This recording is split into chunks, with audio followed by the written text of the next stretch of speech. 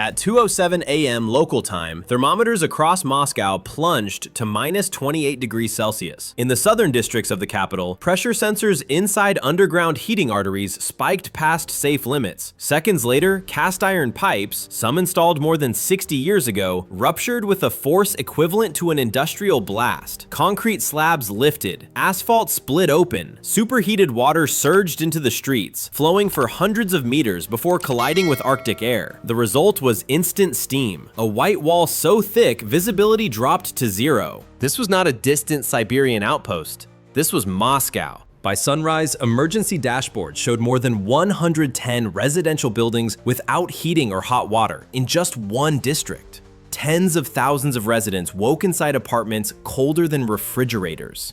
Elevators stopped, pumps failed. Mobile videos showed streets transformed into frozen canals, cars trapped in ice, and neighborhoods sealed off by boiling water turned solid within minutes. Power consumption spiked as households plugged in electric heaters. Within hours, transformers built in the 1970s were running at more than 150% of nominal capacity. One by one, they shut down.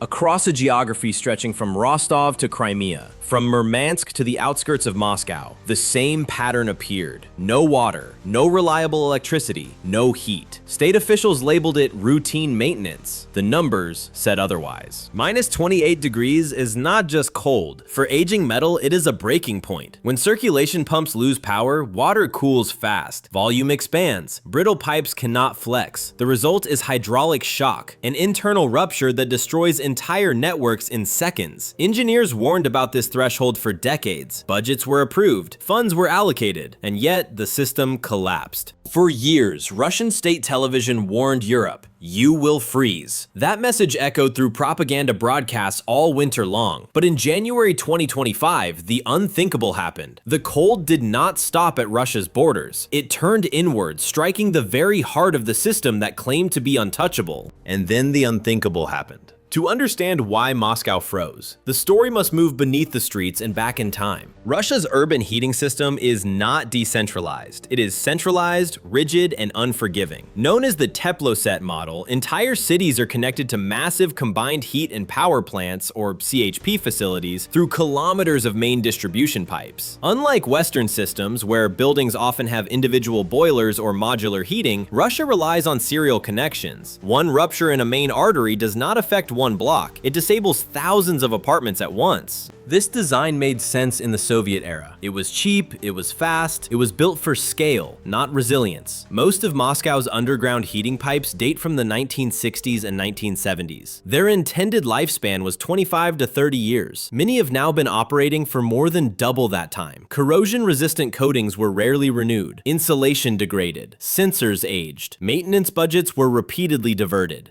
By 2025, the system was running on borrowed time. The trigger was not sabotage, it was physics. At temperatures below minus 23 degrees Celsius, metal fatigue accelerates sharply. At minus 28, the margin for error disappears. When electricity flickers and circulation pumps stop, even briefly, water inside pipes cools unevenly. As it approaches freezing, its volume expands. Modern steel can flex, Soviet-era cast iron cannot. The result is internal rupture, known in engineering as hydraulic shock. This is exactly what unfolded in districts like Chekhov, Podolsk, and Khimki. In Chekhov alone, more than 110 buildings lost heat. During a declared state of emergency that lasted over a week, tens of thousands were exposed to extreme cold inside residential blocks designed to rely entirely on centralized heat.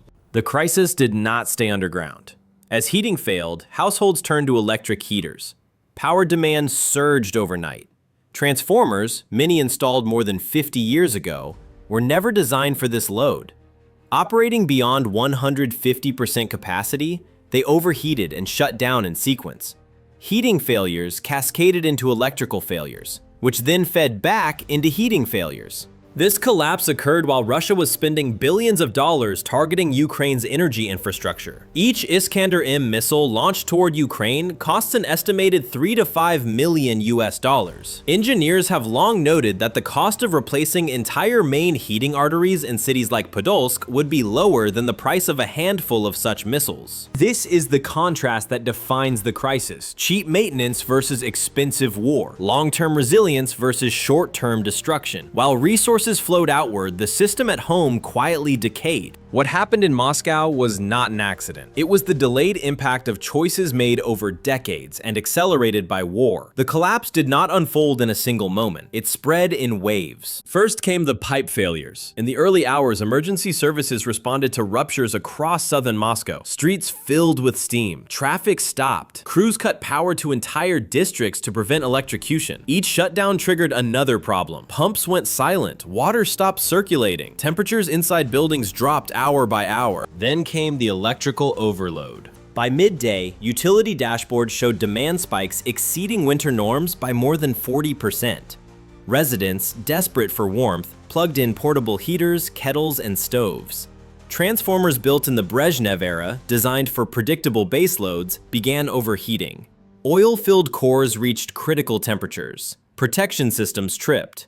In several districts, substations shut down completely, plunging neighborhoods into darkness. This was the first twist. The heating crisis became a power crisis. The second wave hit logistics hubs. In Gukovo, in the Rostov region, a critical node on Russia's supply routes toward the Ukrainian front, running water failed for 4 consecutive days. Residents lined up with buckets and containers, waiting hundreds of meters for tanker trucks to arrive. Mobile footage showed scenes more associated with mid-20th century scarcity than a modern state. Frozen ground shifted, aging water mains cracked. Repairs stalled due to spare part shortages and extreme cold. At the same time, the national power grid began fragmenting. Russia's unified power system was designed to balance regional failures by shifting electricity across vast distances. But transmission lines, some over 60 years old, were already weakened by corrosion. Heavy ice loading added weight beyond design limits. Poles snapped. Lines sagged, then failed. Instead of mutual support, regions became isolated power islands, collapsing inward when local systems failed. The third wave struck the north. In Murmansk, a city of strategic importance housing elements of Russia's northern fleet and long-range aviation infrastructure, ice-laden transmission lines failed in rapid succession. Power poles fell like matchsticks, according to regional officials. Entire districts went dark. Hospitals and military facilities switched to diesel generators. Street lighting disappeared across large areas. The irony was stark. Facilities linked to nuclear-capable assets depended on emergency generators because basic civilian infrastructure had failed. Governor Andrei Chibis issued reassurances. The visuals told a different story. A city central to Russia's Arctic strategy was operating on backup power. The fourth escalation was psychological. As outages multiplied, officials labeled them scheduled maintenance. The claims strained credibility. Simultaneous maintenance across regions spanning thousands of kilometers during minus 30-degree temperatures defied statistical logic. Independent analysts noted a growing spare parts crisis. Sanctions had cut access to high-voltage breakers and control systems from companies like Siemens and ABB. Replacement components sourced elsewhere performed poorly in extreme cold. In Serov, more than 17,000 residents lost heating. In parts of the Sakha Republic, systems shut down entirely due to budget shortfalls. Rail lines in Krasnodar and Rostov slowed or stopped as snow and power failures disrupted signaling. Ammunition and fuel trains stalled. At the Kazakh border, queues of more than 5,000 trucks formed, many carrying spare parts and food. The final twist was structural. In Novosibirsk, the roof of a shopping center collapsed under accumulated snow. Investigations pointed not to sabotage, but to degraded building standards and permitting. It was proof that decay was not limited to pipes and wires. It extended into concrete and steel above ground. By the end of the week, the crisis had a shape. It was not chaos. It was systemic failure, unfolding exactly as engineers had warned.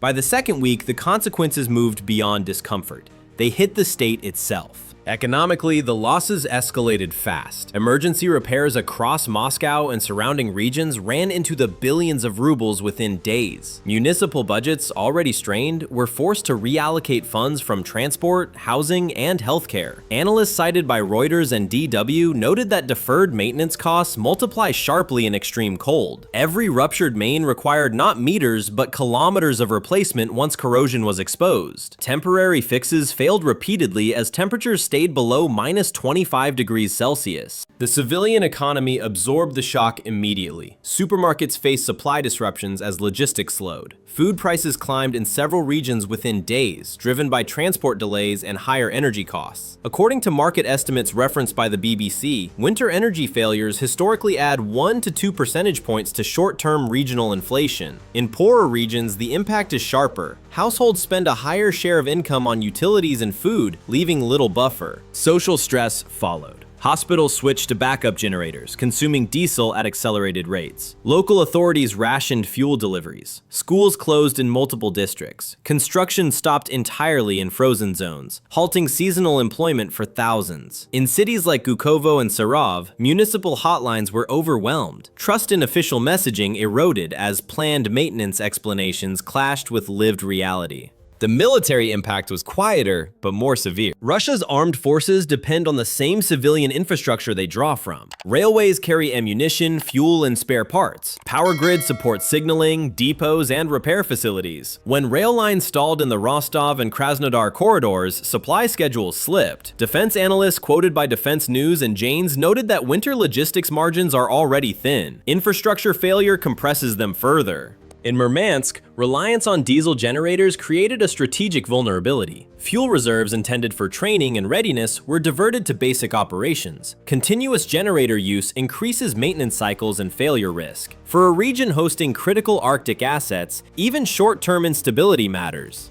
The numbers tell the story. Replacing a single high-capacity transformer can cost several $1 million and take months under sanctions. Rebuilding a main heating artery through an urban district can exceed $10 million once excavation, materials, and labor are counted. By contrast, the cost of one modern precision missile used in the war often falls in the same range. The trade-off is stark. Societally, the impact cut deeper than economics. For decades, the Kremlin's implicit contract promised stability in exchange for political passivity. Pensions paid, utilities functioned, streets stayed lit. This crisis broke that image in the capital itself. Social media filled with footage of families sleeping in coats, using 4 blankets, melting snow for water. The state's presence felt distant, the cold felt immediate. Strategically, Western intelligence agencies took note. A state struggling to maintain uninterrupted power and heat across its core territory faces constraints on sustained military operations. Internal fragility limits external ambition.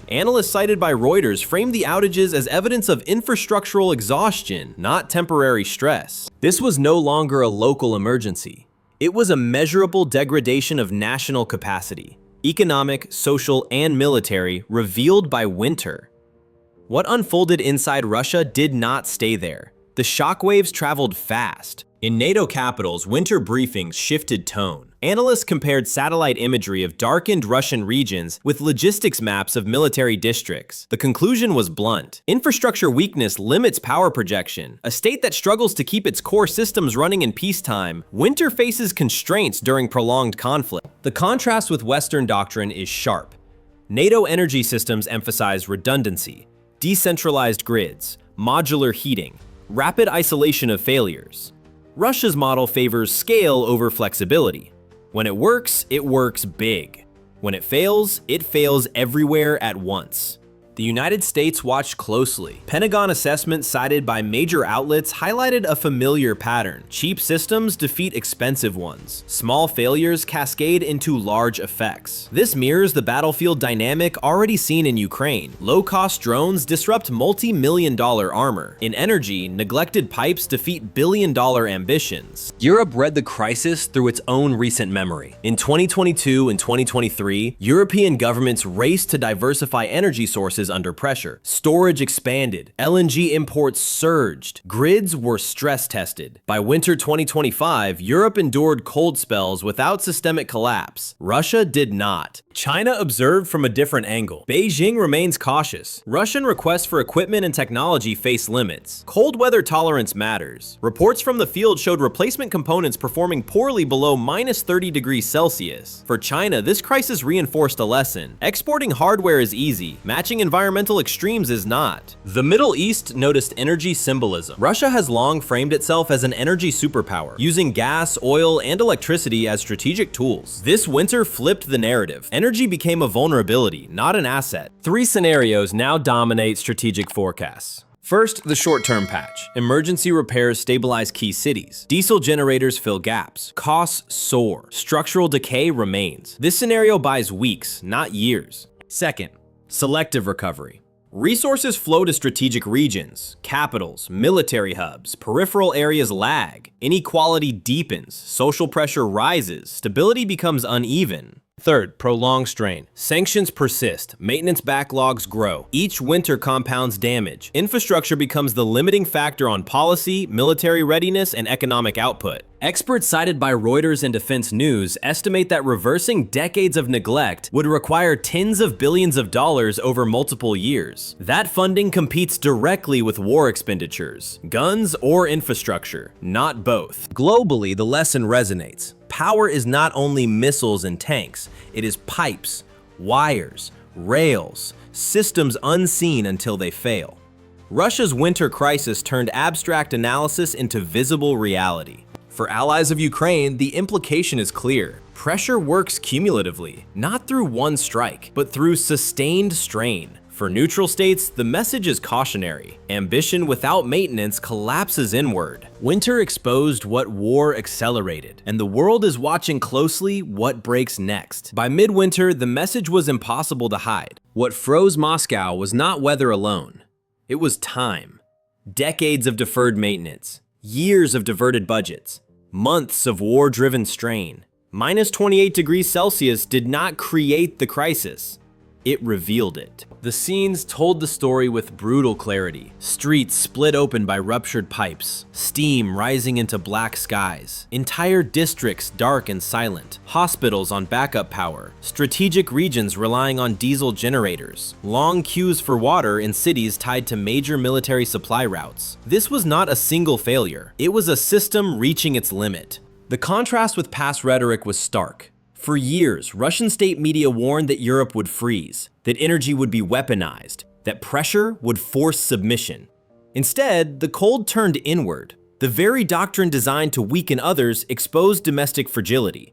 Energy as a weapon became energy as a liability. Strategically, the implications are profound. A state that cannot guarantee heat, water, and power to its population faces constraints far beyond public relations. Military logistics depend on civilian systems. Economic resilience depends on trust and predictability. Social stability depends on the belief that the basics will function. This winter broke that belief for millions. Internationally, the crisis recalibrated perceptions. Russia remains dangerous. It retains formidable capabilities. But the image of limitless endurance cracked. Allies and adversaries alike now factor infrastructure exhaustion into their calculations. The question ahead is not whether emergency repairs will work. Some will. The deeper question is sustainability. Can a system built for another era survive repeated stress without fundamental change? Can resources continue flowing outward while corrosion eats from within? Can legitimacy endure when stability vanishes at home? Three questions now hang in the frozen air. Will Russia prioritize long-term repair over short-term power projection? Will repeated winter failures erode public compliance faster than censorship can contain it? And most critically, can a state fighting abroad remain stable when the war reaches its own living rooms? Share your perspective in the comments. Subscribe for continued analysis as this crisis unfolds.